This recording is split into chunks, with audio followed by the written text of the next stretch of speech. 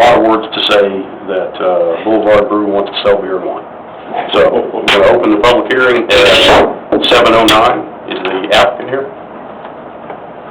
I believe he's in Mexico. He's in Mexico and she's on the line, but we're not having much luck. Okay. I can barely hear We you. might just have to have questions relayed through Marvin.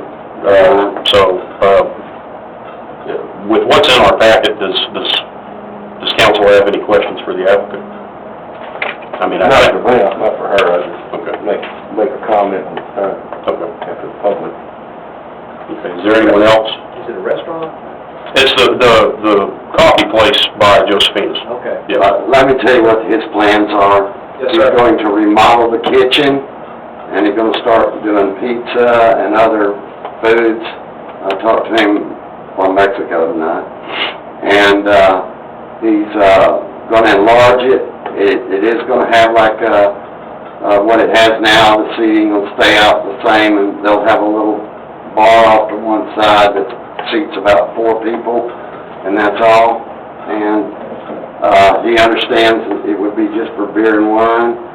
The only thing that P&Z questioned, well, they questioned it being a restaurant first, so that's why I'm explaining that to you.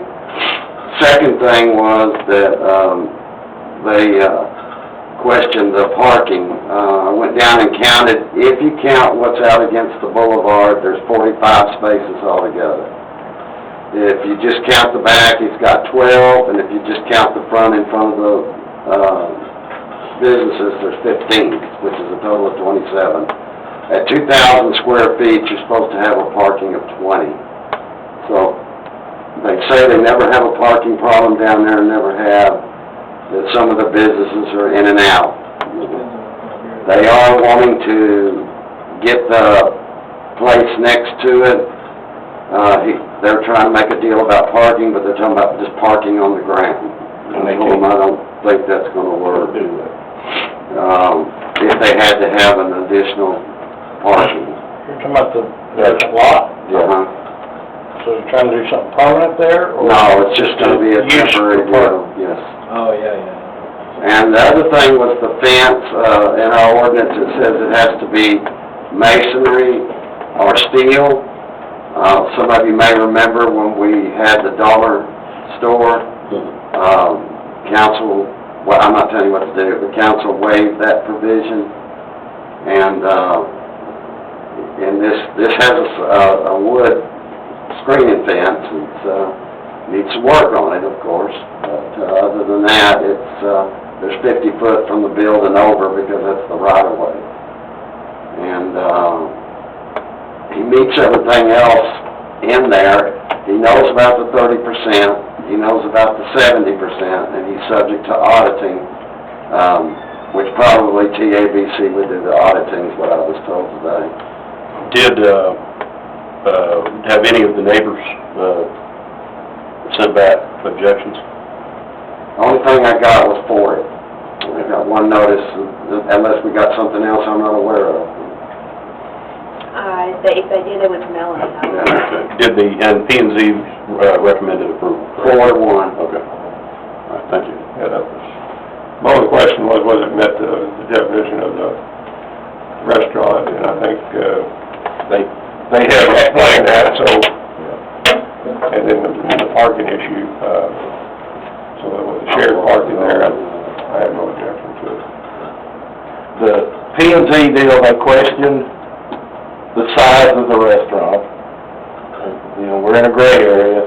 They questioned the food they were serving, does that really count as a restaurant? Now that they're adding this, that eliminates that. Parking, my thing on that, we should always have counted, until that parking's gone, we count that parking along the boulevard. I agree, yeah. I don't know why we haven't counted it in the past. I really think the master plan, for all those businesses to lose that parking, the master plan is a bad deal. So, that's kind of all that came out. Okay. So, other than that, I'm for it. Is there anybody else here that wants to speak during the public hearing? Tracy, do you have anything else to say? Oh, I got one. I think you covered it all. They're gonna have to fix the fence, so. Thank you. You're wonderful. They're gonna have to fix the wooden fence though. Yeah, we're telling you, yes, to fix the Okay. wooden fence. Okay. Protect the neighbors from the headlights. Thank you, Jacob. Good job. I think it's working. It seems to. Okay, then we will, close this public hearing at 7:14 and move to action for the public hearing to consider approval for the, specific use permit request at Boulevard Brew located at 5406 River Oaks Boulevard. I move for approval. Second. We have a motion. You ain't gonna read it? Yeah, you gotta read it. Read it. That's fine to do. Good intentions. We're gonna be here another 15 minutes. Just a second, hold on.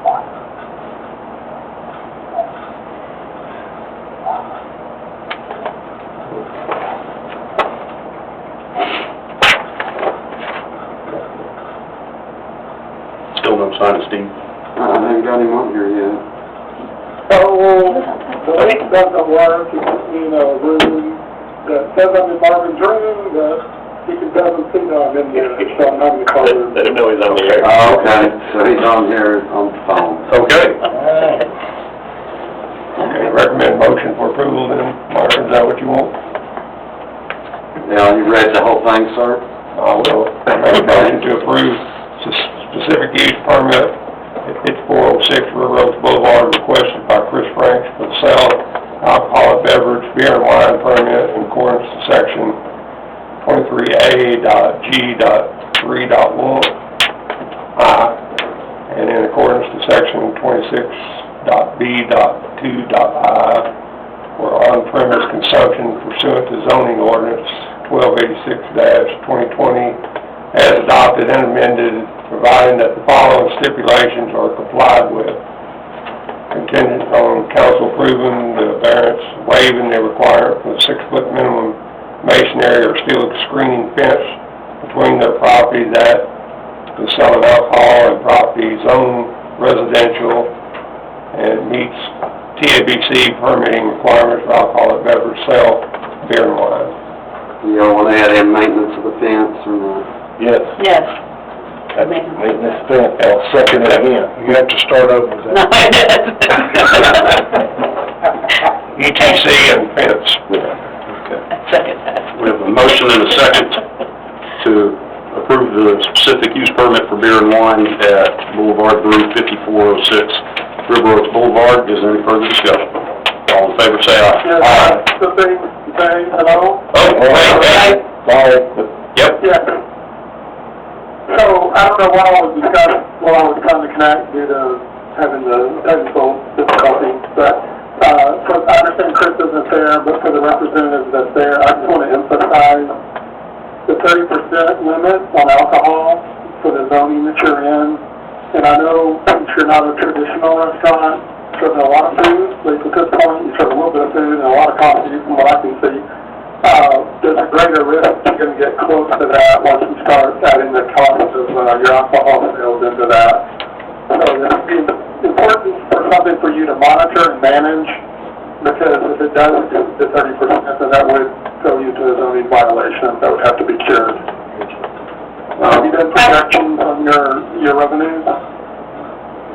We haven't done full projections, Chris might have, but we are revamping our menu and adding more options. Plus, we have the coffee and tea that we do pretty well with right now. So the thought with the beer and wine is just as an addition, not, anything to carry the weight of what we do. Okay. So your concept, your motif, your name, your hours are all sort of staying the same, you're just adding alcohol as an additional menu item?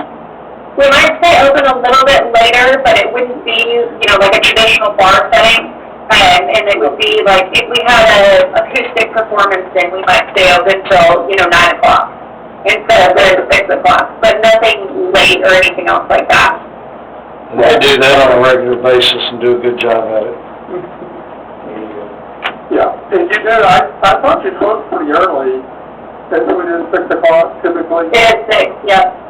Yeah, okay. All right, well, I just wanted to make sure y'all are fully aware of that.